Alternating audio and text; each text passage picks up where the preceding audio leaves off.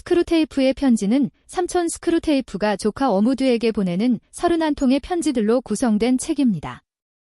이 책에서는 사탄을 악마로 번역하였다.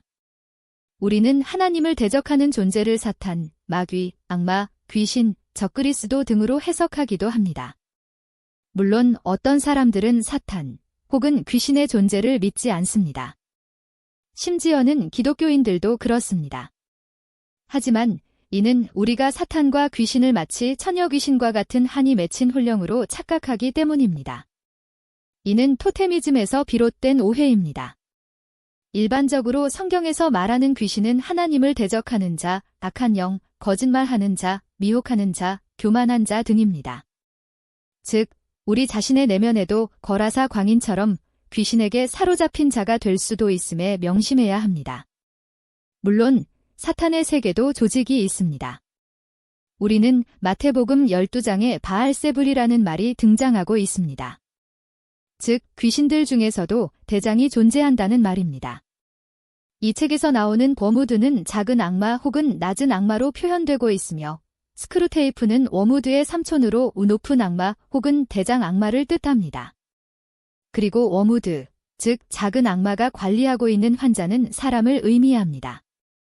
이 책은 사탄이 교회들을 비판하고 있습니다.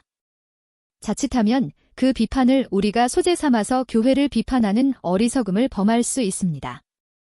그래서 책을 읽기 전에 꼭 성경을 읽으시기를 권면합니다. 다만 이 책을 통해서 우리는 우리 자신들을 되돌아보고 궁극적으로 보다 건강한 교회, 건강한 신앙생활을 할 수 있도록 나가는 것이 본 책의 취지일 것입니다. 남자의 목소리는 책의 내용이고 여자의 목소리는 책에 대한 부연 설명과 성경 말씀입니다. 먼저 빌립보서 3장을 현대인의 성경으로 들어보겠습니다. 형제 여러분, 마지막으로 말합니다. 주님 안에서 기뻐하십시오. 여러분에게 같은 말을 다시 쓰는 것이 내게는 귀찮은 일이 아닙니다. 이렇게 하는 것이 오히려 여러분에게 안전합니다. 포피를 베어 할례한 것을 자랑하며 악을 행하는 개 같은 자들을 주의하십시오. 하나님의 성령으로 예배하고 그리스도 예수님을 자랑하며 육적인 것을 신뢰하지 않는 우리가 참 할례를 받은 사람입니다. 사실 나도 육적인 것을 신뢰할 수 있습니다. 만일 다른 사람이 육적인 것을 신뢰할 만한 이유가 있다고 생각한다면 나는 더욱 그렇습니다. 나는 태어난 지 8일 만에 할례를 받았고 베냐민 지파에 속한 순수한 이스라엘 사람이며 히브리인 중에 히브리인입니다. 그리고 율법을 철저히 지키는 바리새파 사람이었고 교회를 박해하기까지 한 열심을 가졌으며 율법에 비추어 보아도 흠이 없는 사람이었습니다. 그러나 내게 유익하던 그 모든 것을 나는 그리스도를 위해 다 버렸습니다. 더구나 내가 모든 것을 잃어버린 것처럼 여기는 것은 내 주 그리스도 예수님을 아는 지식이 훨씬 더 가치가 있기 때문입니다.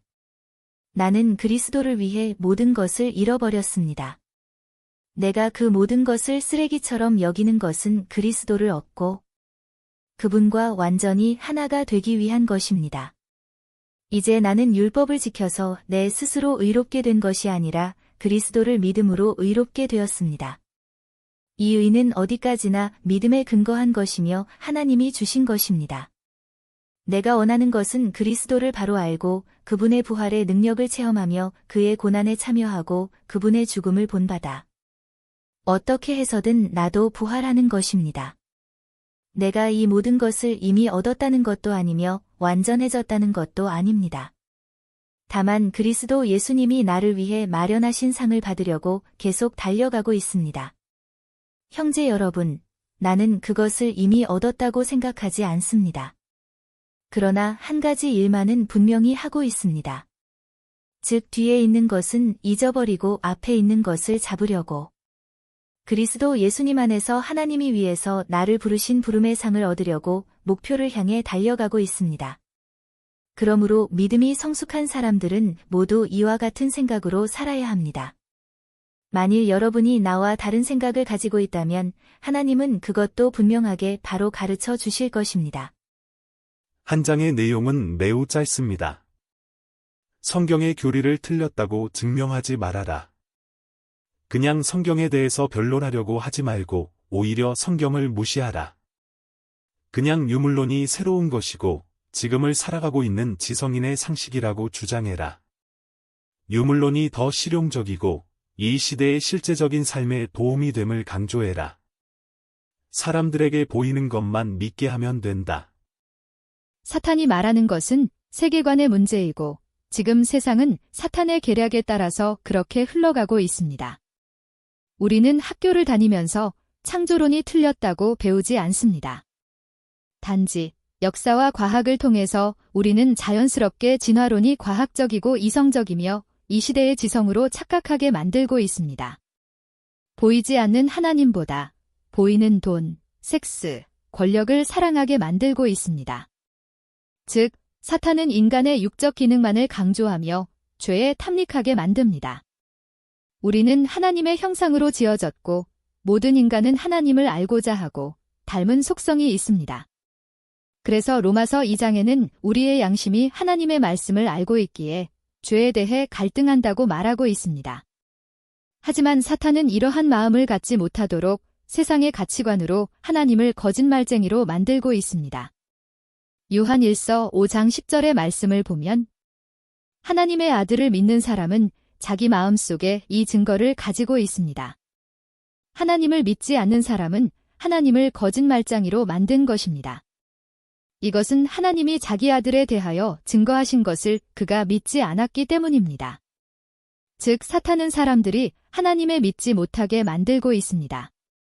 이는 사람들이 하나님이라는 존재를 인식하기도 전에 이미 세상이 타락되어 있기에 사람들은 가만히 있어도 자신이 지성인이고 괜찮은 사람이라고 착각하게 만들고 있습니다.